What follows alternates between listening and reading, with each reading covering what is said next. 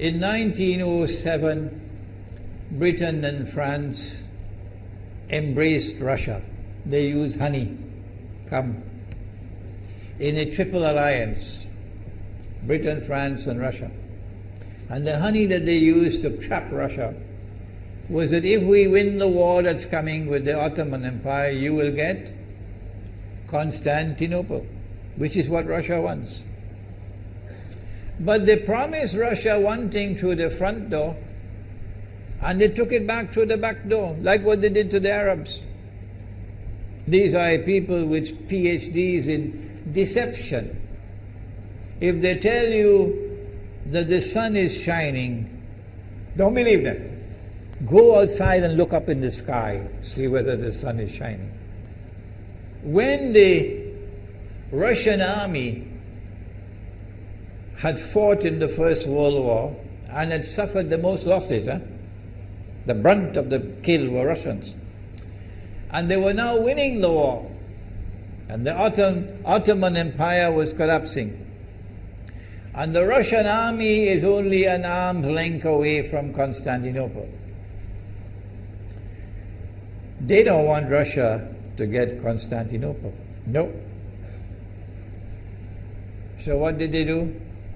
Russian Jews organized and executed the Bolshevik Revolution, which overthrew the Russian monarchy. They killed the Tsar and the whole family, overthrew the government, and took Russia out of the war. So the Russian army had to stop in its tracks and could not go to Constantinople. In other words, the Russian Jews stabbed Russia in the back. They did more than that. They brought communism. Communism is not Russian. These dum-dums don't understand that. Communism was created to destroy Russia. Why don't these dum-dums understand it? Communism is not Russian. Communism was created to destroy Russia, to destroy the Russian Orthodox Church. So they brought communism in the Soviet Union. And for the next 60, 70 years, this Zionist-created entity called the Soviet Union waged war on religion, waged war on the Russian Orthodox Church, killed the priests, closed down the monasteries and churches and so on. 60, 70 years. And then, when the appropriate time came and Israel came into being, it is this same Soviet Union which opened the doors for millions of Russian Jews to now migrate to Israel. If you go to Israel today, you might believe you're in Russia. So many people speaking Russian. These are the Russian Jews. And then the Soviet Union, 6 years after Israel came into being, did something strange and mysterious. Crimea is Russian territory. Crimea is a part of Russia. The Soviet Union decided to give Crimea as a gift to Ukraine. Why did they do that? The historians don't tell you. So let Imran tell you. They gave Crimea to Ukraine in order to stab Russia in the back one more time. Because if Russia loses Crimea, it will enhance Israel's security. The Russian Navy is based in Crimea, and there is a straight line from Crimea to Constantinople. To get out of the Black Sea and to get into the Mediterranean Sea, you got to pass through the Bosphorus.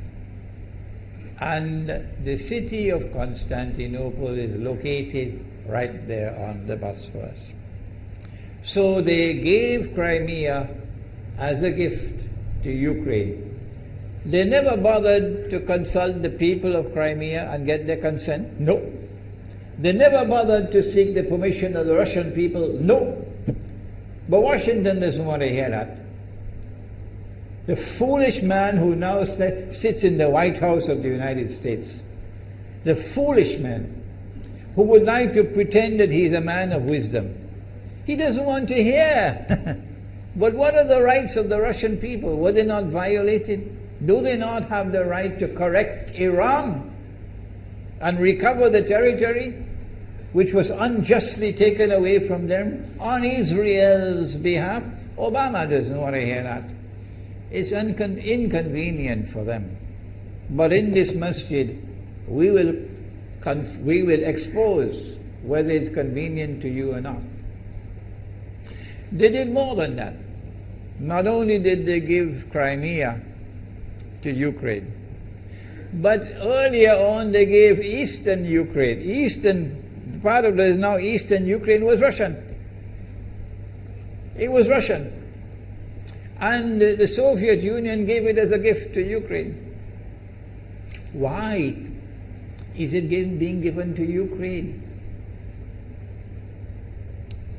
Answer is that when the proper moment comes, the same people who brought the Soviet Union into being now have a method by which they can cause it to collapse. The method that they're using now in Venezuela, popular demonstrations, they did it in Egypt, they did it in Tunisia. They are masters of that. They did it with the Soviet Union. I used to think that the Soviet Union collapsed because of Allah's kindness. But I was wrong. No, it was the Zionists who brought down the Soviet Union because they didn't need it anymore.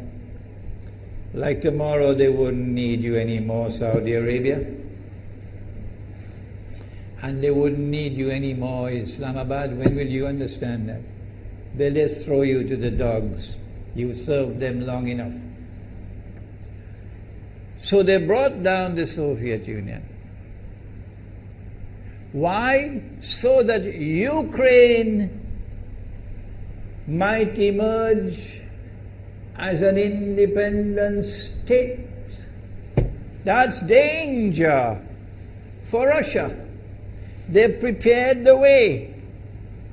And now Ukraine emerges as an independent state.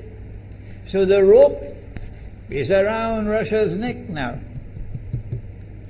And from that day, when the Soviet Union collapsed, until yesterday, the relationship between Russia and Ukraine was always problematic. But the people of Ukraine still had the good sense and wisdom to appoint a government that was pro-Russian. The Zionists decided it's time for us to use our, the street demonstrations. And last October, November, December, the world witnessed Caracas all over again. And eventually, the Zionists got what they wanted. You have the money, and you can send in your special people, snipers who will kill, and so on, throw petrol bombs and so on. And eventually they got what they wanted. They created enough havoc. May Allah protect Malaysia from that. Ameen. Ameen. And the president of Ukraine fled. He's a democratically elected according to your method, Mr. Obama, according to your system. He's a legally elected president of Ukraine. And he had to flee. And these hypocrites in Washington and London and Paris who would like us to believe that they are honorable men. They are not. Instead of standing on the side of the legally appointed president and demanding the rule of law, they all showed their colors as hypocrites in immediately recognizing the new government in Ukraine. The new government in Ukraine is anti-Russian. That's what they wanted.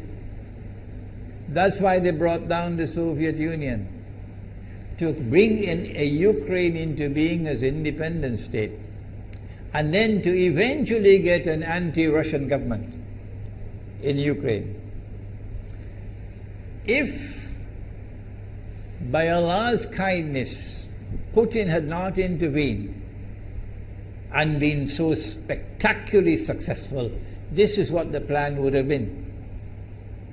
The new government in Ukraine would have joined NATO, and Russia could not stop it.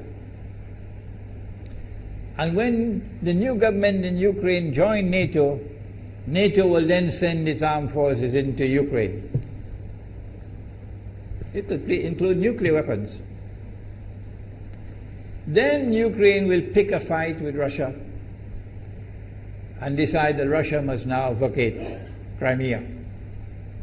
Shut down your naval base. The rope is now tightened around your neck. Russia has to put its tail between its legs and withdraw its fleet, Black Sea Fleet, from Crimea. Russia is no longer a naval power. Crick crack, you finish. And Israel will celebrate. That was the master plan.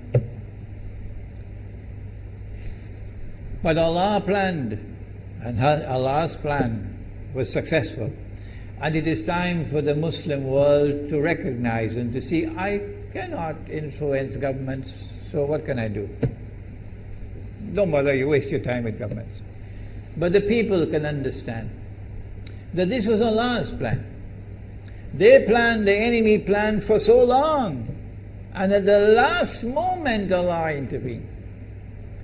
And Putin was able to get the people of Crimea to vote in a referendum.